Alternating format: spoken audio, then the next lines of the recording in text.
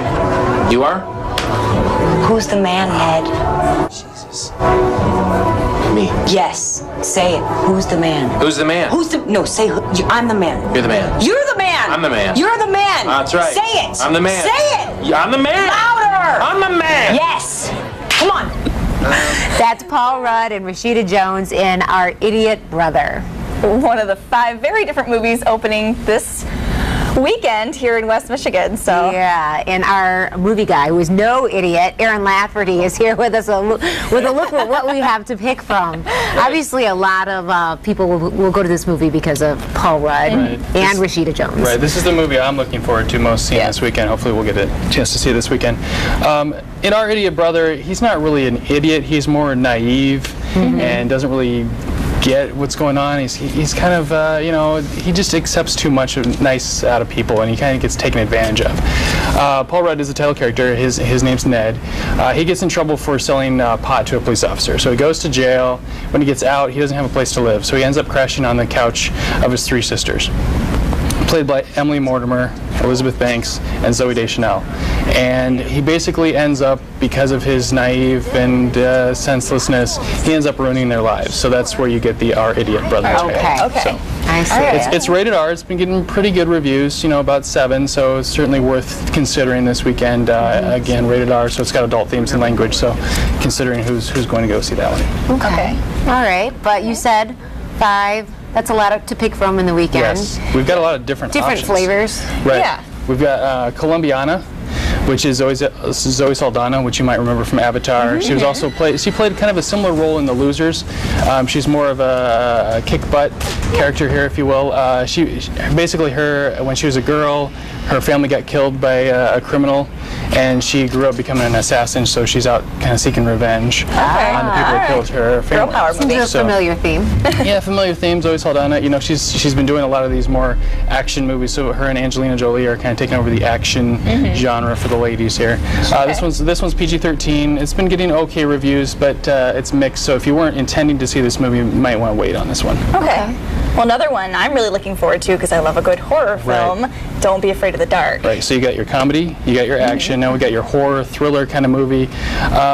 You know, it's been getting pretty good reviews, actually. For horror movies, you know, it's not necessarily the genre that I'm a fan of, but when they're well made, you know, you kind of check it out. So this is kind of looks like it would be the realistic horror film. Yeah, more set in the real world. Maybe this might actually happen. Guy Pearce plays the father.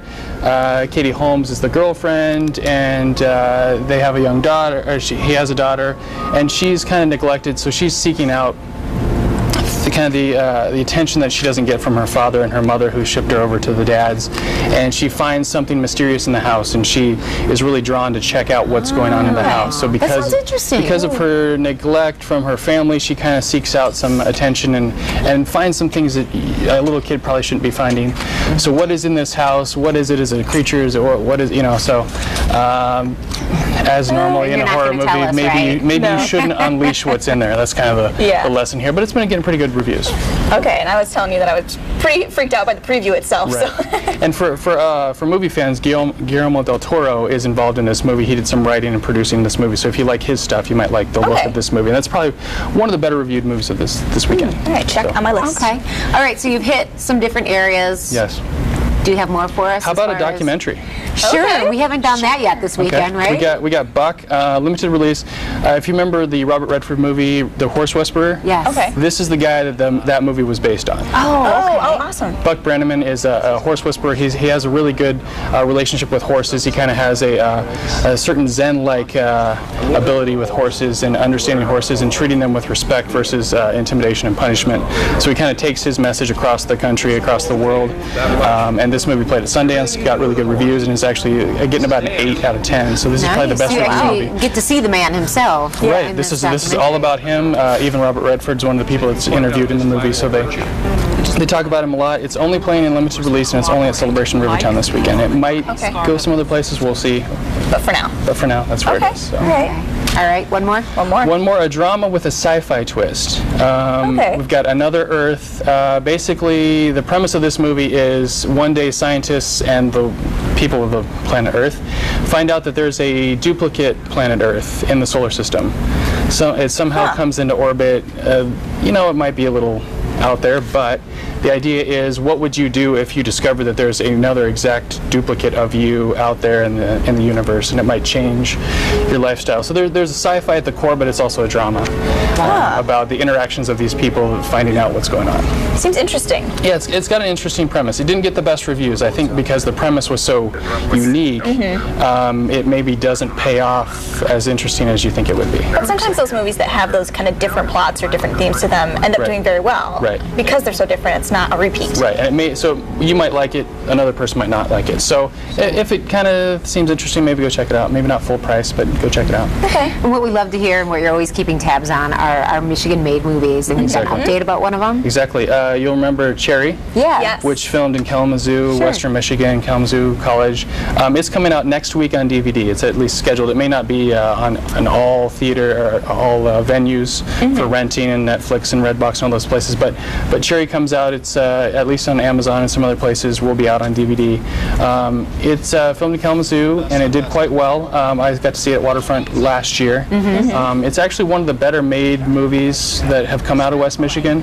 Basically, it's about a young sheltered college freshman, and he meets an older student, and what turns into kind of a triangle relationship, a love triangle if you will, because the younger daughter of the older student kind of likes him, so you've got this love triangle thing going on.